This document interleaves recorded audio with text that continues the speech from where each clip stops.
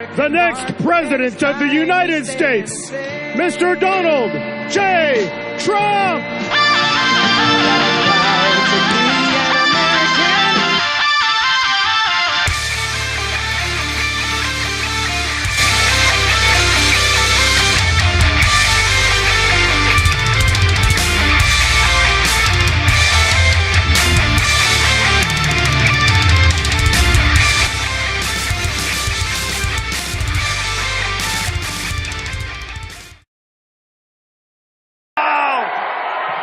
Thank you.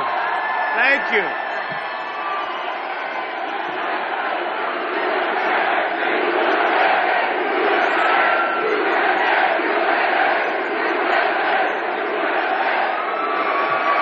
Thank you, Connecticut. Great people. Thank you. Thank you. Something big is happening, folks. There's something big happening.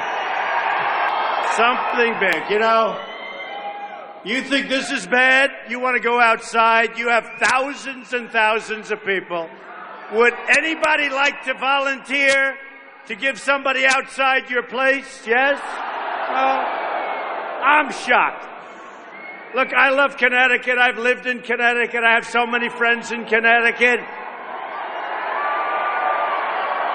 How did you lose General Electric? How did you lose General Electric?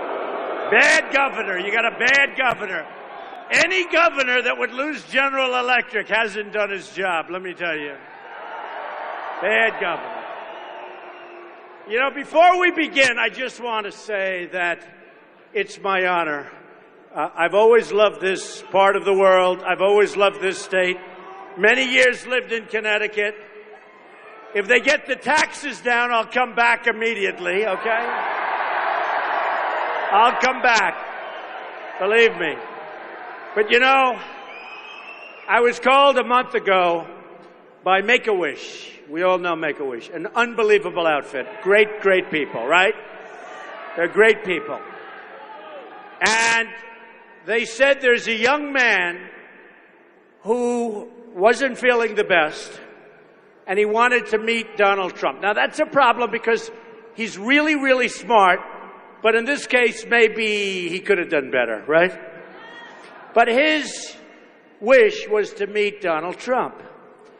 And we set it up, and I said, you know what? Let's do it. They live in Fairfield. I said, I'm going to be up in Connecticut. You know, we're making a big move for the state of Connecticut, just so you understand.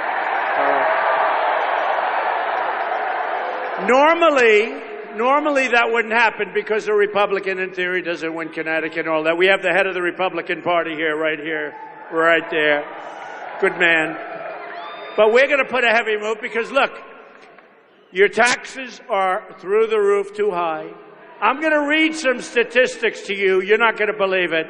But before I want to do that, Giacomo Brancato, 18 years old. He looks like a movie star.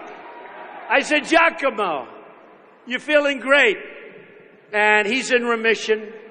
He is an unbelievable young man. I just was with him backstage. So I want to bring Giacomo up with his family, the Brancato family, and give him a big hand.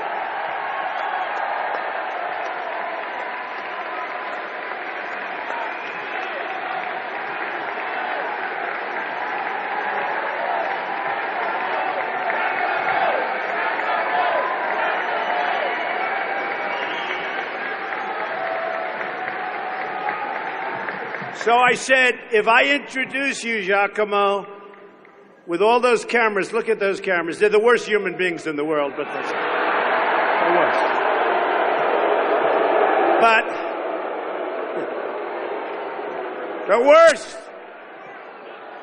the worst. But I said, if I introduce you with all these cameras, you, with that look, will end up being a movie star. This family is going to be a whole group of movie stars. Look at the family. Giacomo, say a couple of words to this wonderful group, my friends.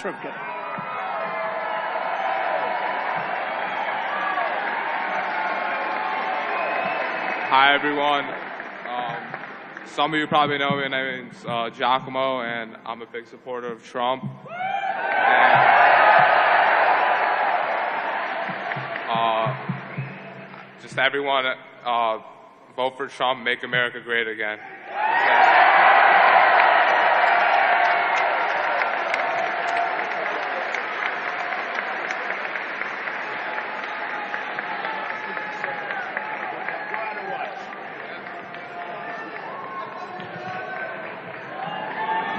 She doesn't want to leave the stage, you see? All right. Giacomo, I want 10% of everything you make. I want 10%. Right? So, we have a big election coming up. Never more important than this one. We have Supreme Court justices, and it could be a record number appointed by the next president. And could be a record number. It's probably going to be 3. We already have one, Judge Scalia. Justice Scalia passed away. Wasn't expected. That's what happens. Wasn't expected. We could have as many as 4, maybe even 5. If Hillary Clinton, crooked Hillary, crooked.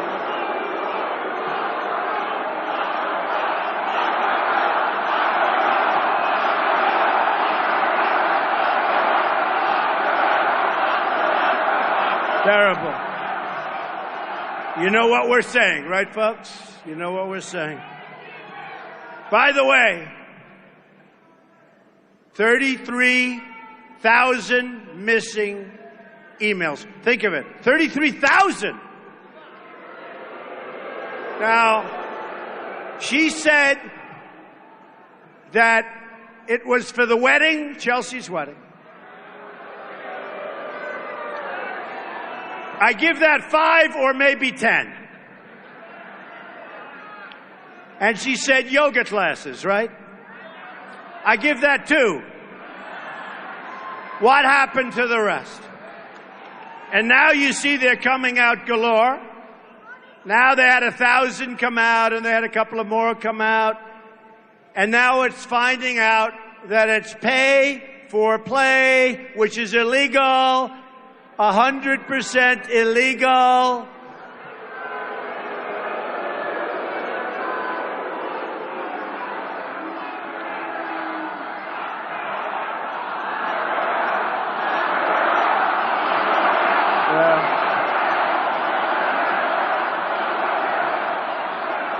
I used to say just a couple of weeks ago, let's just beat her on November 8th, but you know what? You have a point. You have a point. So, the press is protecting her. They are.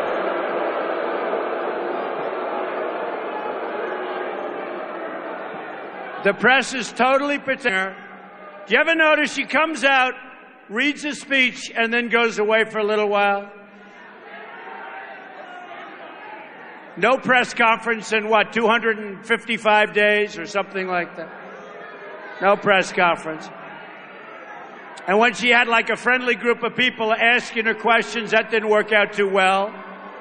That didn't work out too well. And when she said it was short-circuited, I saw that. I said, that's going to be a disaster. What she just said is a disaster. That's going to be headlines tomorrow in the dishonest newspapers. And lo and behold, it wasn't. And then again, it wasn't, and it wasn't. And we bring it up. Can you imagine if Donald Trump said I was short-circuited up here? This would have gone on for years. This would have gone on. I would have been given probably a death sentence. Probably they would have reinvented the electric chair, right? No, it's very unfair. I'll tell you honestly, I'm not running against crooked Hillary Clinton. I'm running against the crooked media. That's what I'm running against. Sure. I'm not running against crooked.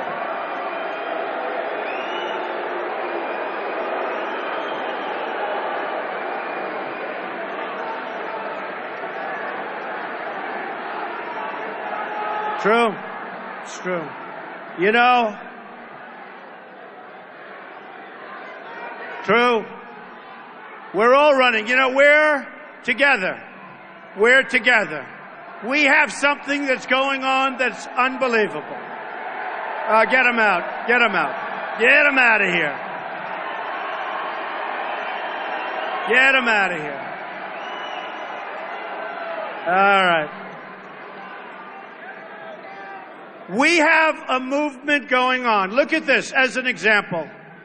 You have a room that set every record tonight, by the way. It's been around for a while.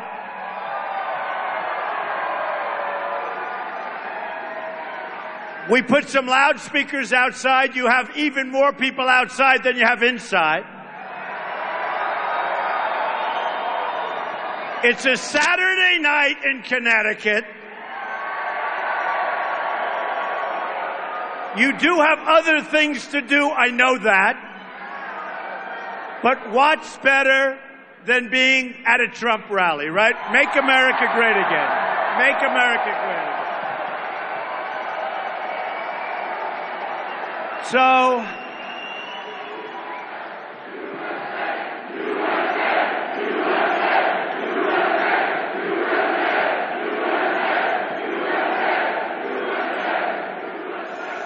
every time I go home, my wife said, I saw you on television. How was the crowd? They never show the crowd. They don't want to show the crowd. They don't want to show it. I was in Pennsylvania yesterday. We had crowds that were so massive. Same thing, turning away thousands and thousands of people. People that want jobs. Hey, look, we have people in this room, amazing people. We have everybody. We have amazing people. We have some people in this room that made more money 18 years ago in real wages than they're making today. And today they're working 2 jobs. Not you, right? Not you. Yes? It's all right. They're working harder. They're older. You know, it's supposed to be the other way around. We are going to bring jobs back to our country. Fast, fast. We are not going to allow our companies to move to Mexico and other places, fire everybody, hire people from other countries, make a product, sell it into the United States, and there's no retribution. Let me tell you something, folks. We are going to change. Yeah, we're going to build the wall. Don't worry about it. We're going to build the wall. We're going to build the wall.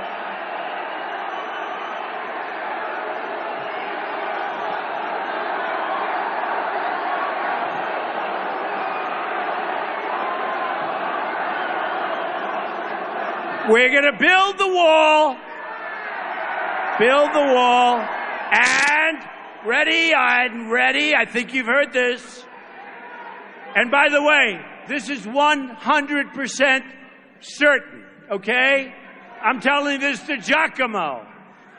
I might lie to you like Hillary does all the time, but I'll never lie to Giacomo, okay? All right, Giacomo, you hold me to it. We're going to build the wall, but who is going to pay for the wall? 100%. All right. Giacomo heard me. Don't worry about it. I'm not nervous, Giacomo. You're not going to have any problem.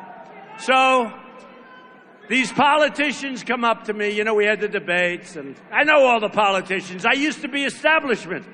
I used to give millions of dollars to politicians. Who knows the system better than me? Believe me, I know the system. And then one day I said, maybe I'll run. And they all said, no, don't run, don't run. The politicians all said, don't run. We love you, Donald, don't run. I was an insider. I went from being an insider to an outsider in about 2 seconds. And I ran, and I was told that this is the most talented field in the history of Republican politics. And here we are, folks, here we are.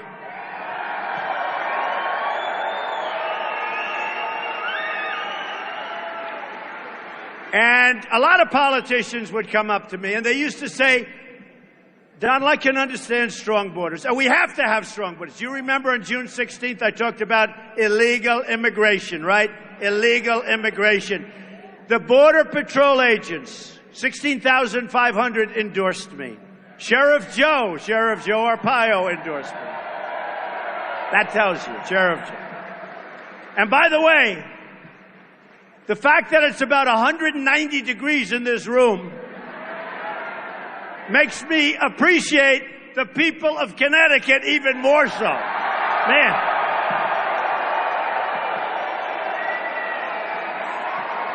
It's great. But I love it. It's like a workout. You go home, you lose 5 pounds. I say, what happened? It's like a sweatsuit I'm wearing. But you guys have been here for hours. You've been here for 3-4 hours. How the hell do you do that? How did you do it? Man. These are amazing people. So here's the story, folks. So the politicians, they said to me very strongly, oh, don't worry about them, don't worry. Oh, look, the cameras are turned. Oh, look. The cameras are turned. Wow. Oh, that's great. Those cameras never, ever turn unless there's a protester because, see, a protester is considered a bad thing for Trump. Oh, he had a protester. So I didn't think they could turn, but when there's a protester, they're like pretzels. They can turn, Giacomo. They can turn like pretzels. Look, did you believe that all the cameras were turned? Oh, what a bunch. I'll tell you, in particular, lately, we have a newspaper that's failing badly. It's losing a lot of money. It's going to be out of business very soon. The New York Times, okay? I love it. And they wrote a story today. Anonymous sources have said, 3 anonymous sources, anonymous this, anonymous that. They don't use names. I don't really think they have any names, okay? But anonymous sources have said, there are no anonymous. You know, with my campaign, I'll be honest with you. It's me. It's me. They never call me. They don't call me. But these are the most dishonest people. The good news is I put down failing at New York Times. The newspaper's going to hell. They've got a couple of reporters in that newspaper who are so bad lack of talent, but it's going to hell. So I think maybe what we'll do, maybe we'll start thinking about taking their press credentials away from them. You know? Maybe we'll do that.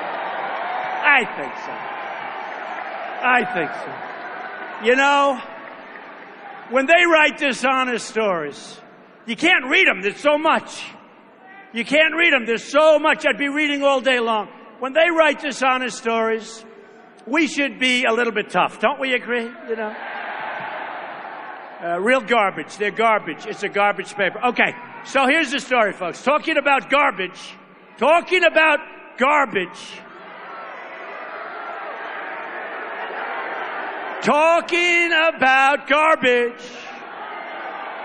You have a governor in this state who's done a very poor job. And he's backing crooked Hillary Clinton. He's a Democrat. And many of you are Democrats, but I know you're voting for Trump. How many people in this room are Democrats? It's a lot. And how many people are voting for Trump? Yes? Yeah. I'll tell you, folks, I may be wrong. And on November 8th, I'll say, oh, I guess I was wrong. But there's something going on. People are sick and tired of incompetent presidents like Obama, who's totally incompetent. They're tired of a press that doesn't tell the correct story, all right? The media, the dishonesty. They're tired of crooked Hillary Clinton. For years and years, it's going to be the same thing. 4 more years of Obama, 4 more years of ISIS, 4 more years of high taxes. Did you see? Hey, did you see what she did? She came out with an economic plan. Now, I have to be honest. I'll tell you, I'm no fan of the Washington Post either, although they've been much nicer lately, I must say. I banned them about 2 months ago. But maybe I'll let them back in. They've been much better. He's saying, no, don't bother. You're probably right. But the Washington Post did a big front page story on crooked Hillary. And it was done about a week ago. Washington Post. I'm only taking one page. It was a big story. As senator, Clinton promised 200,000 jobs in upstate New York, which, by the way, is a disaster area, okay? I love those people. They have lost so much. They are great people. And they're with Trump, I think, like 100%, okay? I won New York State in a massive landslide. And by the way, I won Connecticut in a massive landslide.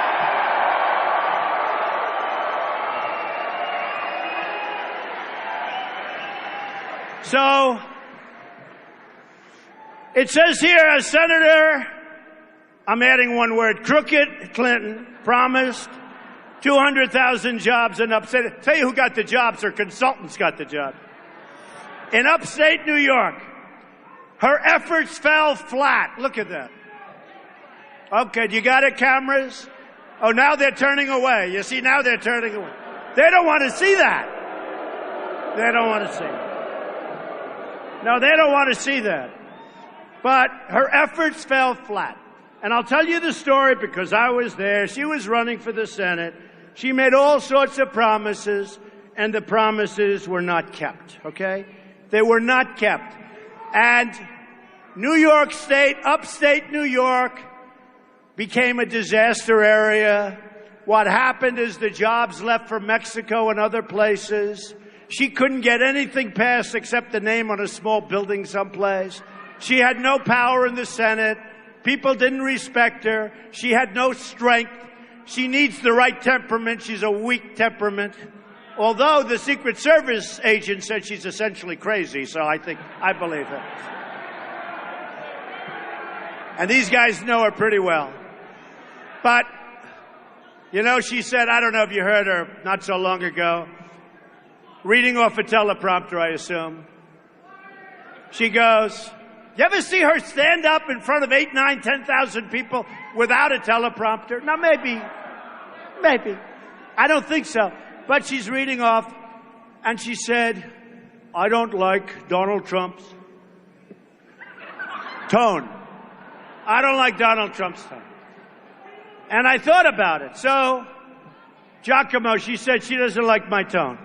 Giacomo likes my tone. So she said, I don't like Donald Trump's tone. And I'm saying to myself, you know, and I went to the press with it because they asked me about it. I said, we have people in the Middle East whose heads are being chopped off, especially if they're Christian. We have people being drowned in steel cages. We have people being buried alive in the sand. And this politician, this no-change politician, she won't change a thing, is saying she doesn't like Donald Trump's tone. ISIS has developed like wildfire under our incompetent President Obama. I saw the other day, they were in 8 countries. Now they think it's 28 countries during his period. 28 countries, right? They're going like wildfire, but they were in 8 and now they're in 28. And I actually said to the press, and I said to a big group of people, it's the opinion of myself and a lot of people that he was the founder of ISIS. Because of his weak policies and because he failed because he failed to get them out, because he failed to do something about it. And I said, but they wouldn't let that go along, that he is going to be presented over the next short period of time with the MVP award from ISIS, Most Valuable Player. Now, they didn't put that down. You know what they did? Crooked CNN. CNN is so disgusting. CNN. Oh, look, their camera just shut off. Their camera just went off. That's funny. I got to know all the cameras, all those red lights on. You know what? I just said CNN is disgusting. And by the way, their ratings are going down big league. You know why? Because I refuse to be interviewed. And I get high ratings. What can I tell you? But I refuse. And it's a constant hit on Trump. And people are saying, what is it? No matter what you do, no matter how good it is, they make it a hit. So CNN took this story. And we said, right, the founder, and we said the MVP, well, they cut it all off. So I said, Barack Obama is the founder of ISIS. Then I talked about, you're all screaming it over here, right? Then I talked about receiving the Most Valuable Player award. And I said about her receiving the most what? Right? Yeah, the most. Her you can keep. Who the hell cares? But look, receiving the Most Valuable Player. So they cut it. So they have it. Donald Trump said that he is the founder of ISIS. Then they debate it for 2 days. I think he's wrong. I think these people are so dishonest. The media. And I love telling, it's like the baby. They said I threw a baby out. It turned out I didn't throw out a baby. In fact, the mother went on television saying how she loves me. I love that mother. So look, here's the story, folks. Remember this. You got to remember this. Because she came out with a plan to very substantially raise your taxes. That's all you need in Connecticut, more taxes. She is going to raise your taxes.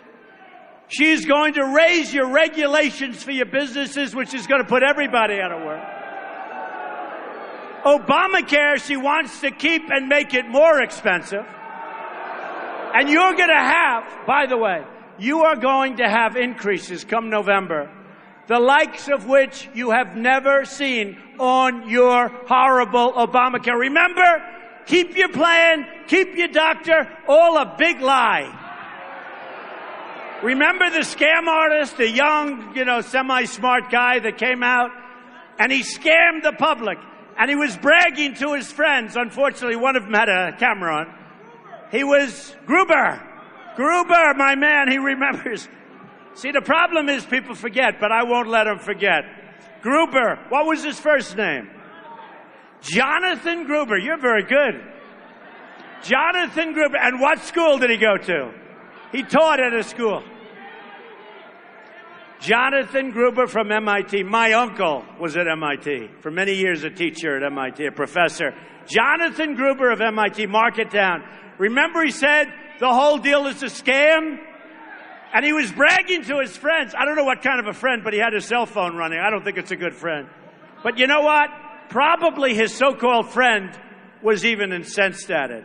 Jonathan Gruber of MIT said Obamacare is essentially a scam. So now in Texas, just recently, through Blue Cross Blue Shield, they announced almost a 50% increase.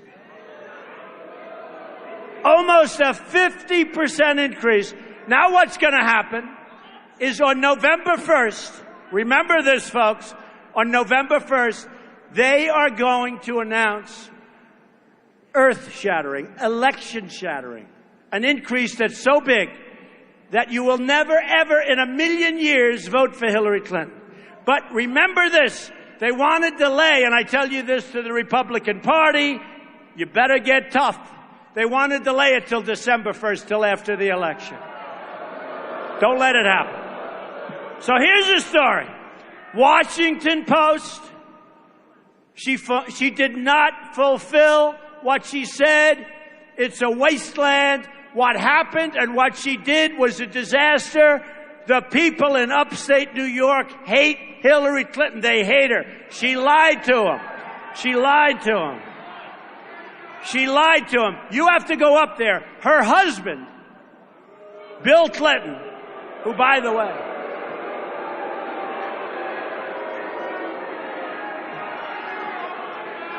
remember what he said? He did not have sex with that woman. Then a couple of weeks later, oh, you got me. Oh, I'm so glad they kept the dress. I'm so glad they kept that dress.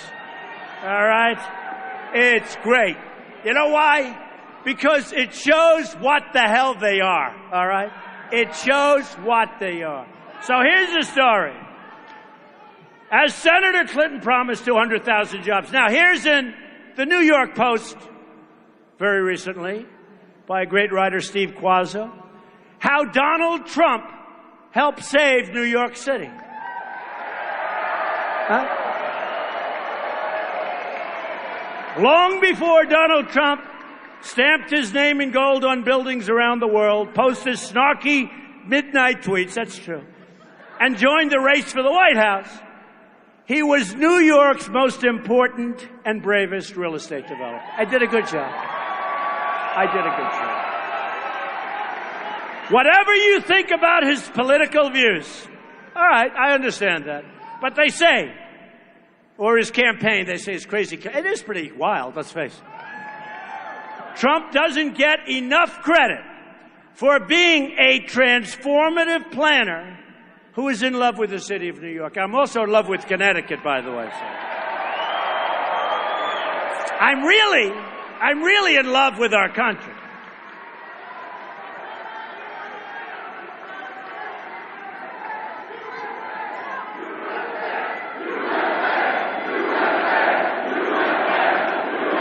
Nice.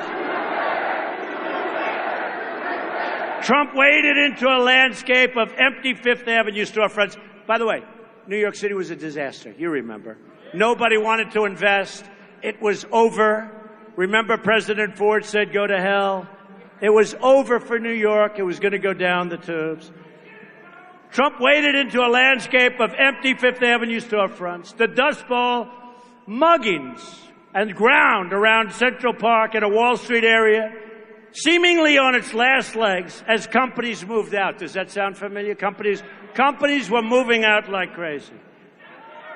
Which was then a remote offshore island. Few other developers built anything but plain vanilla office and apartment buildings. Trump, almost by force of will, and by the way, this is a great writer. This is a tough writer. This is a very smart guy, tough critic. Trump, almost by force of will, rode to the rescue. Expressing rare faith. That's what we're going to do for the country, folks.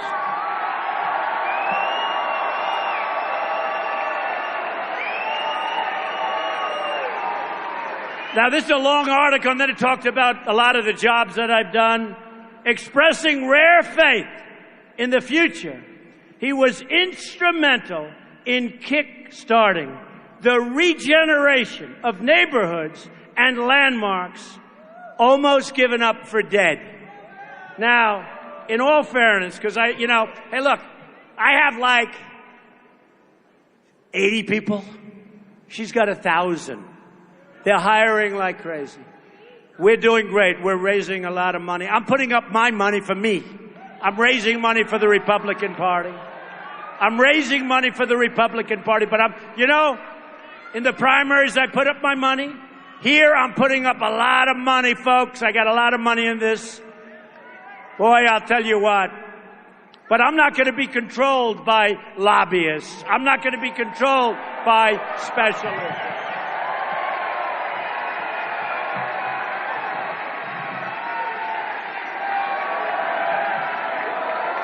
So here's the story. She is totally controlled by the hedge fund people who I know very well. These are, they're fine, but these are not nice people. These are not people that say, I'm doing this for the good of the country. They're doing this for the good of themselves. And when they give 2 million, 3 million, 5 million, 10 million to crooked Hillary Clinton, they're going to get a lot back. And it's going to be a lot more than that. And what's going to happen, remember this, they are going to make deals that are bad for our country, but good for them, including deals where certain companies can move to Mexico and other places because a lot of them are owned by these guys. And you know what, folks? If I get in, that's not going to happen, okay? Because I couldn't give a damn for it. So here's what happened recently. Campaign contributions from hedge funders, right? You see the nice picture I used of Hillary? How pretty. Pretty.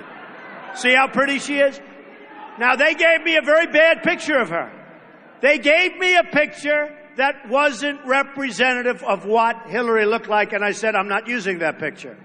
I probably should have, but I'm a true sportsman, right? So I said we have to use a nice picture. But here's the bad part of the picture. 48,500,000 received from the hedge funders, and that's Center for Responsive Politics. Very respected, right? So it's 48,500,000 for Hillary, 19,000 bucks for Trump, and I'm trying to figure out who the hell gave me the money. I can't believe that they gave it. I'll probably give it back. All right. Want to see another?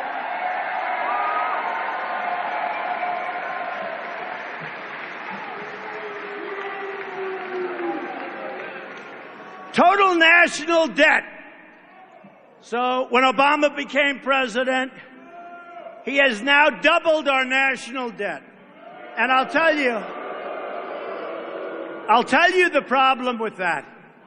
By the way, you didn't get what I said, but I loved when CNN turned off its camera as soon as I started telling you what sleaze they are. I love that camera, folks. Can you imagine having it on live television? But you know the good thing? Nobody's watching them anyway, so probably. So, look at the corner of that room. They even have people standing behind the cameras. You know what? If it were up to me, I'd move those damn cameras the hell out and let the people see properly.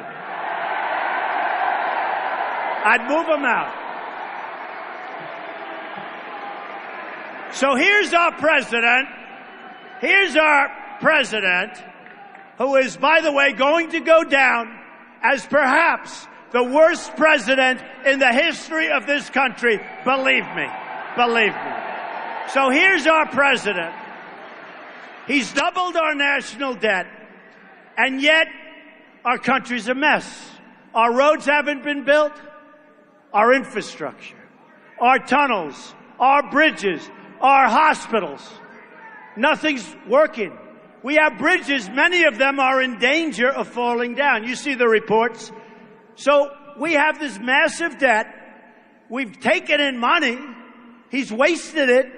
I'll tell you, I saw one where I was in a certain community 3-4 days ago. Great. I'm not going to mention the community because they're heavily in favor of Trump. They're building a Veterans Administration hospital. Not a real big one. They're $1.2 billion over budget. Hospital. How many builders are here, people? Can you imagine?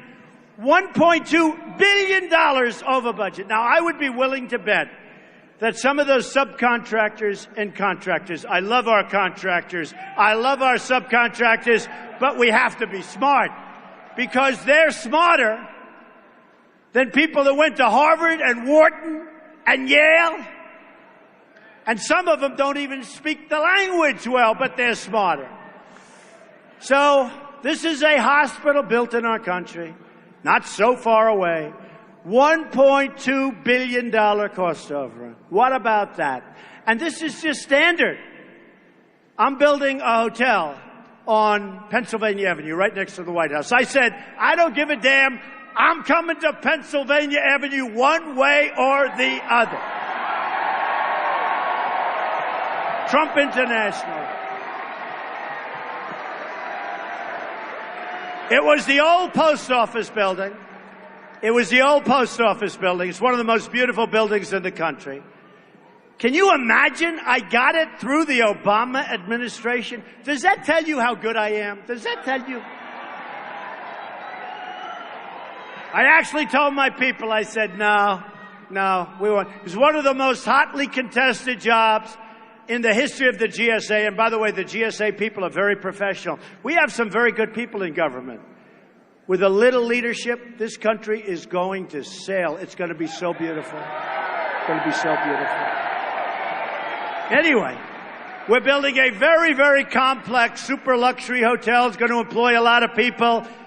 It's almost finished. It's more than 1 year ahead of schedule, and it's substantially under budget. Is that nice? Okay. Is that nice? Wouldn't it be great if our country could do things where they're ahead of schedule and under budget? That's like, you know what it's a little bit like? I say it. I spent, with all the money I spent, in the primaries I spent over $50 million. Now I'm spending a fortune for the general election. Oh, you better elect me, folks. I'll never speak to you again. Can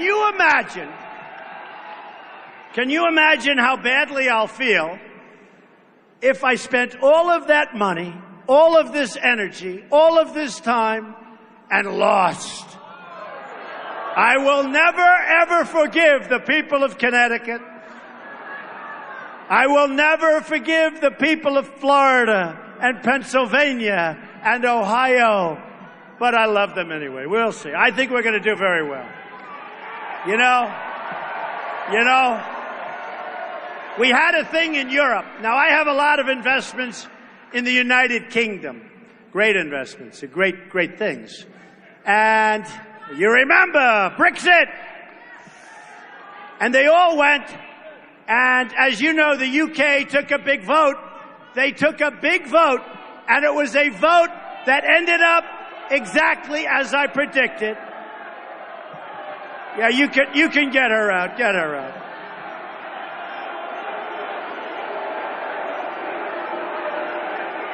You know, she looks just like Hillary Clinton, actually. Is that Hillary?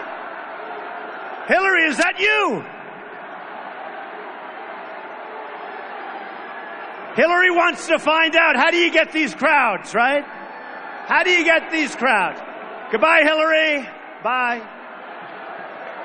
Say hello to Bill, Hillary.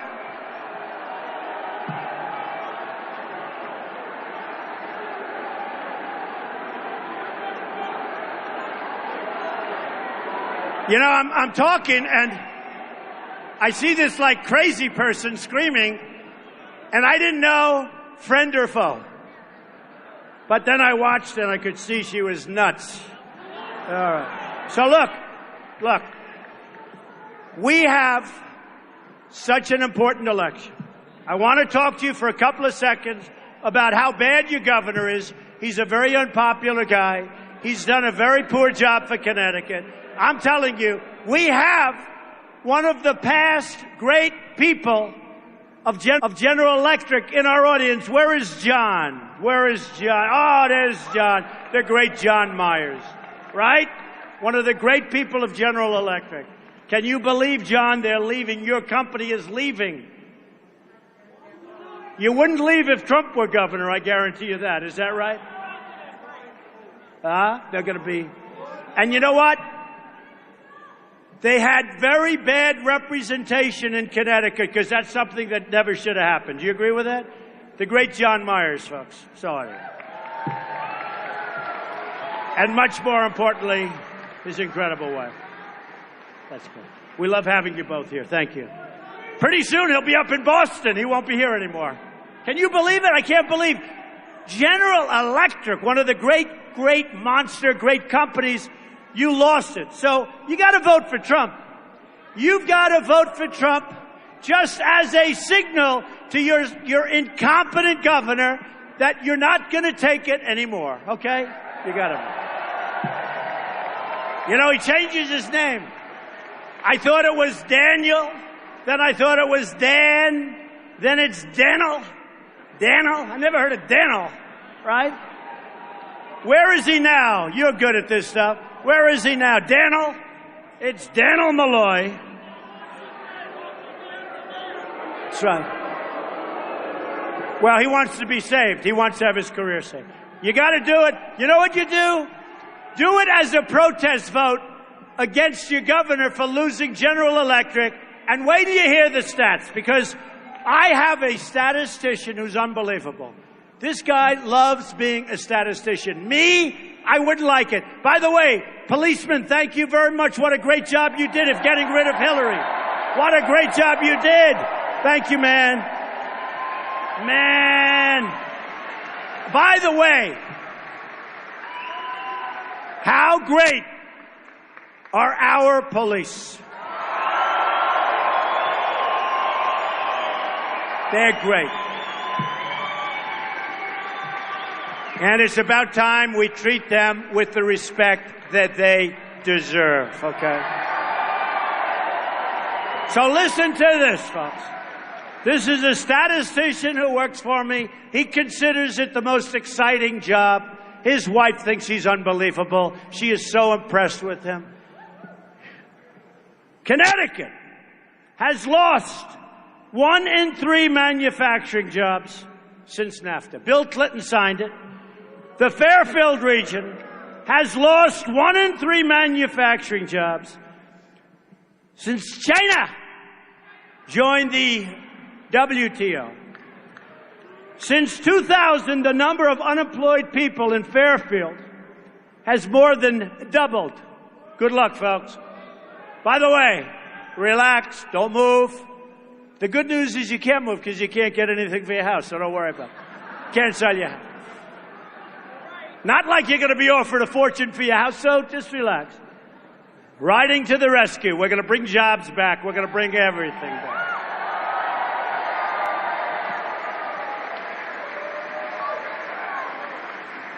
According to a recent report, Connecticut is among the states where it is the hardest for job seekers to find jobs. Oh, boy. And 40% of part-time workers in Connecticut would prefer instead to have a full-time job. You know what did that? Obamacare, largely. Mercator Center reports Connecticut ranks. Congratulations on this one. Are you ready? I mean, if you don't vote for Trump after reading, and these are stats right out of a book, right out of the book. This is a Trump vote. Okay. Connecticut is the 4th highest and going to be the highest tax state in the country. You're going to be number 1. Congratulations. Congratulations, everybody. You're going to be number 1. And now Hillary Clinton.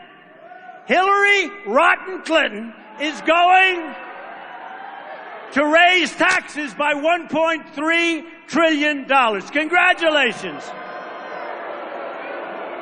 And Donald Trump, as president, is going to cut your middle-class taxes way down. Is going to get rid of massive, horrible, job-killing regulations. Is going, very importantly, your businesses are all leaving because the taxes are too high. You know, we're all standing in here tonight on a blistering 105 degrees outside, and I think 125 degrees inside. We should have bought some air conditioning units, right? But, well, nobody wants to leave, right? Isn't it great when we can have a room that's like 115 degrees and we haven't lost one person? Is that great? And I've been doing this for a while. All right. Listen to this. Listen to this. Connecticut. Daniel. Hey, Daniel, get back here from Washington. He's in Washington trying to get a job, but he won't be able to because I would never hire him. So why is he wasting his time? Daniel, listen to this. Just to show you how bad your governor is. And by the way, is Linda here? Where's Linda? Linda McMahon, what a great woman. Where is she? What a great woman. Where is she? She's here. There are a lot of people here. We love Linda. Hey, she exposed your senator as being a total fraud. He said he was in Vietnam or wherever. He was supposed to be this great fighting machine. He went around for years saying that he was a great Vietnam fighter, telling false tales, telling everything. Linda exposed him. Where's Linda? Linda exposed him. And he got elected? How the hell do you elect a guy like that? Boy, Blumenthal. Senator Blumenthal, a great fighter for Vietnam. So look at this. This is a beauty for Daniel Malloy, your governor. Lost General Electric, and Connecticut ranks number 50th among the U.S. states for its fiscal health. In other words, it is the least fiscally healthy state in the union, and you just lost General Electric. Lots of luck, folks.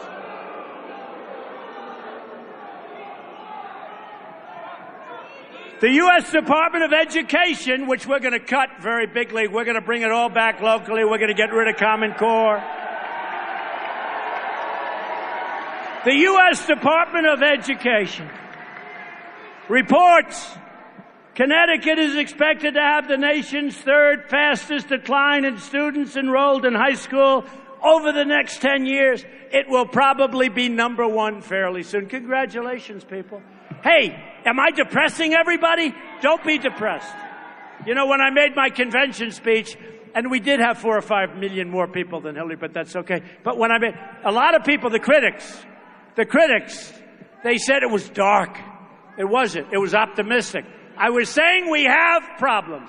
We have problems with radical Islamic terrorism. We're going to solve them. We have problems with education. We have problems with Second Amendment. They want to dice up your Second Amendment. They want to take your protection away. The National Rifle Association, in probably, I think, the earliest endorsement they've ever given, endorsed Donald Trump. We are going to save your Second Amendment. All right. Connecticut is losing its younger population. High property taxes are hurting family income. And job loss is forcing people out of the state. Stay. You can't move. You're not going to move, are you? You can't move.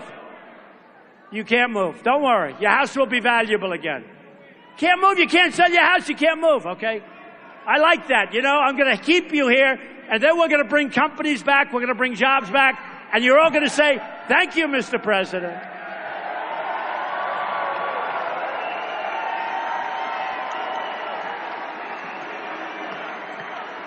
Since our very incompetent president took office, real median household income in Connecticut has decreased by $1,000. Great going, Obama. Since 2008, the number of people in Connecticut living in poverty has nearly doubled. 1 in 4 African Americans in the state of Connecticut are now living in poverty. Thank you, President Obama, very much. Last year, big problem. This is why we're putting the wall up, folks. And this is why we're going to be tough at the border. Last year, heroin, right? You know what we're going to say? Last year, heroin-related deaths in Connecticut increased by 27% deaths. And fentanyl-related deaths increased by 150% deaths.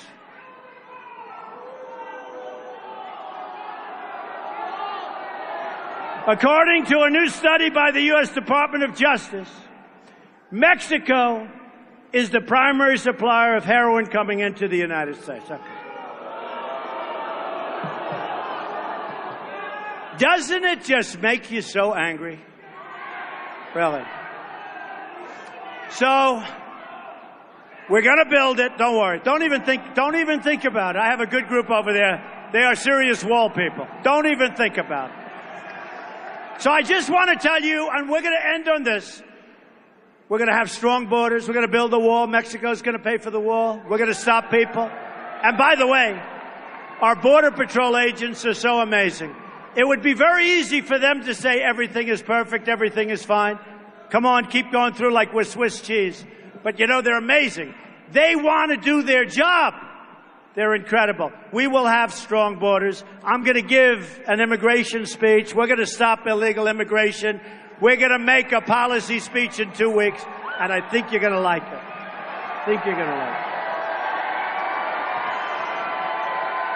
But here's what's really happened. So we're going to have our borders. We're getting rid of Common Core. We're getting rid of Obamacare. Look, Obamacare. We're repealing and replacing Obamacare. I mean, honestly, in 2017, it dies of its own volition.